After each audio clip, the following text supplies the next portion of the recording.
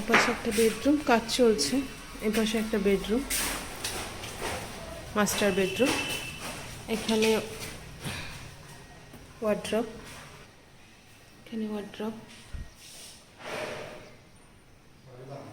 6টা পাল্লা, অনেক বড়। এই এরিয়াটাতেও ওনারা ফলস সিলিং চায়নি, করিনি, শুধু বিমগুলো কভার করে দিয়েছি এইভাবে। তো এই হাইটটা অনেক বেশি পেয়েছে। ওপাশে ওয়াশরুম। আমি এই কালারটা চুজ করেছি,